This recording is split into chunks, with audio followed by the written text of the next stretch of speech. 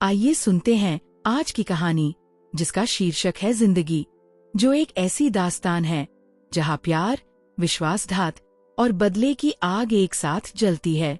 ये कहानी है एक ऐसे नौजवान की जिसने अपनी जिंदगी को प्यार के रंगों में रंगा, मगर नियति ने उसके साथ ऐसा खेल खेला कि उसका हर सपना चूर चूर हो गया। ये कहानी है हिम्मत, हौसले और उस आग की जो दिल में जलती है जब सब कुछ खो जाता है। तो चलिए डूब जाते हैं इस रोमांचक और भावनाओं से भरी कहानी में, जो आपको हंसाएगी, रुलाएगी और सोचने पर मजबूर कर देगी।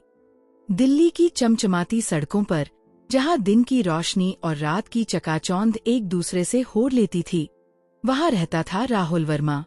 राहुल एक ऐसा नौजवान जिसके चेहरे की मुस्कान और आंखों की चमक हर किसी को अपनी ओर खींच लेती थी। वह एक मध्यम वर्गीय परिवार का बेटा था, जिसके सपने बड़े थे और दिल में प्यार की एक अनकही कहानी थी। राहुल एक सॉफ्टवेयर इंजीनियर था जो दिन रात अपने कोड और प्रोग्राम्स में डूबा रहता, मगर उसकी जिंदगी का असली रंग था काव्या, उसकी बचपन की दोस्त, उसका पहला प्यार। काव्या और राहुल की दोस्ती स्कूल के उन दिनों से शुरू हुई थी, जब दोनों एक दूसरे के टिफिन चुराकर खाते और छत पर बैठकर घंटों बातें करते। काव्या की हंसी में एक जादू था जो राहुल के दिल को छू जाता। वह उसकी हर बात में डूब जाता, उसकी हर मुस्कान में खो जाता। कॉलेज के दिनों में ये दोस्ती प्यार में बदल गई। राहुल ने एक दिन हिम्मत जुटाकर काव्या को अपने दिल की बात कही थी। उस रात दिल्ली के हौज खास की एक छोटी सी कॉफी शॉप में जब काव्या ने शर्माते हुए हाँ कहा, तो राहुल को लगा जैसे उसने पूरी दुनिया जीत ली हो। लेकिन जिंदगी इतनी आसान कहाँ होती है। राहुल और काव्या के सपनों की दुनिया में तूफान तब आया जब काव्या के पिता रमेश तिवारी ने अपनी बेटी की शादी एक बड़े बिजनेसमैन विक्रम सिंह से तय कर दी। रमेश तिवारी दिल्ली के एक नामी उद्योगपति थे, जिनके लिए पैसा और रुतबा ही सब कुछ था।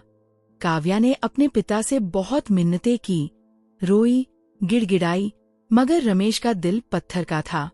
उसने साफ कह दिया, राहुल जैसे मिडिल क्लास लड़के के साथ मैं अपनी बेटी की जिंदगी बर्बाद नहीं होने दूंगा। राहुल ने हार नहीं मानी। उसने काव्या से कहा, हम भाग चलते हैं, दुनिया में कोई ऐसी ताकत नहीं जो हमें अलग कर सके। काव्या तैयार थी। दोनों ने प्लान बनाया कि वे दिल्ली छोड़कर मुंबई चले जाएंगे, जहां राहुल को एक नई नौकरी का ऑफर मिला था। लेकिन नियति को कुछ और ही मंजूर था। जिस रात वे भागने वाले थे, काव्या के घर पर विक्रम सिंह के गुंडों ने राहुल को पकड़ लिया। उस रात राहुल की जिंदगी बदल गई। उसे इतना मारा गया कि वह अधमरा हो गया। विक्रम ने उसे धमकी दी, काव्या को भूल जा, वरना तेरा और तेरे परिवार का नामो निशान मिटा दूंगा। राहुल की आंखों के सामने काव्या की शादी का मंडप सजा। वह अस्पताल के बिस्तर पर पड़ा था जब उसे खबर मिली कि काव्या ने विक्रम से शादी कर ली। उसका दिल टूट गया, उसका विश्वास डगमगा गया। वह सोचता था, काव्या, तुमने मुझे धोखा क्यों दिया? तुमने मेरे प्यार को क्यों ठुकराया? मगर उसे नहीं पता था कि काव्या ने ये शादी अपने पिता और राहुल के परिवार को बचाने के लिए की थी। विक्रम ने काव्या को ब्लैकमेल किया था कि अगर उसने शादी से इनकार किया तो वह राहुल और उसके परिवार को खत्म कर देगा। वक्त बीता। राहुल दिल्ली छोड़कर मुंबई चला गया। उसने अपनी जिंदगी को नए सिरे से शुरू करने की ठानी, मगर दिल का घाव इतनी आसानी से नहीं भरता। वह दिन रात काम में डूबा रहता, मगर रात के सन्नाटे में काव्या की यादें उसे तड़पाती। उसने अपने दर्द को अपनी ताकत बनाया। उसने एक स्टार्टअप शुरू किया जिसका नाम था जिंदगी टेक्नोलॉजीज। यह नाम उसने अपनी टूटी फूटी जिंदगी से प्रेरित होकर रखा था। उसका स्टार्टअप तेजी से बढ़ने लगा। कुछ ही सालों में राहुल वर्मा एक जाना माना नाम बन गया। उसकी कंपनी ने एक ऐसी ऐप बनाई जो लोगों की जिंदगी को आसान बनाती थी। मगर राहुल का दिल अब भी अधूरा था। एक दिन मुंबई के एक बड़े बिजनेस कॉन्फ्रेंस में राहुल की मुलाकात फिर से काव्या से हुई। वह वहां अपने पति विक्रम सिंह के साथ आई थी। काव्या को देखकर राहुल के दिल में पुराने जख्म फिर से हरे हो गए।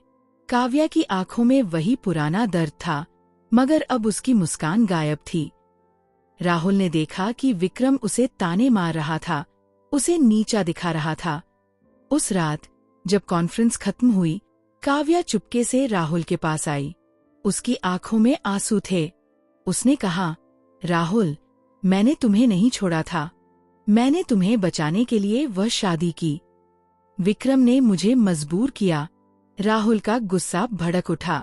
उसने काव्या से वादा किया, अब मैं तुम्हें इस नरक से निकालूंगा। मगर काव्या ने मना कर दिया। उसने कहा, विक्रम बहुत खतरनाक है, वह तुम्हें फिर से बर्बाद कर देगा। मगर राहुल अब वह पुराना राहुल नहीं था। वह अब एक ऐसा इंसान था जिसके पास पैसा, ताकत और बदले की आग थी। उसने ठान लिया कि वह विक्रम को उसकी औकात दिखाएगा। राहुल ने अपने स्टार्टअप के जरिए एक बड़ा प्लान बनाया। उसने विक्रम की कंपनी के सारे सीक्रेट्स इकट्ठे किए। विक्रम की कंपनी अवैध कारोबार में लिप्त थी और राहुल ने इसका फायदा उठाया। उसने अपने दोस्त इंस्पेक्टर अजय मेहरा की मदद से विक्रम के काले कारनामों को उजागर किया। एक रात जब विक्रम अपने ऑफिस में था, पुलिस ने छापा मारा। विक्रम को हथकड़ियां पहनाकर ले जाया गया। उसकी सारी संपत्ति जब्त हो गई। काव्या अब आजाद थी।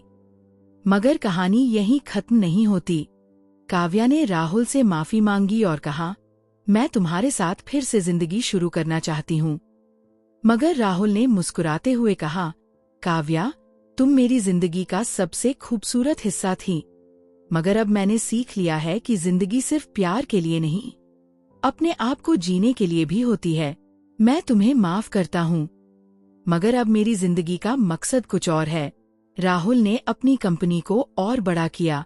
उसने उन लोगों की मदद शुरू की जो अपने प्यार या सपनों को खो चुके थे।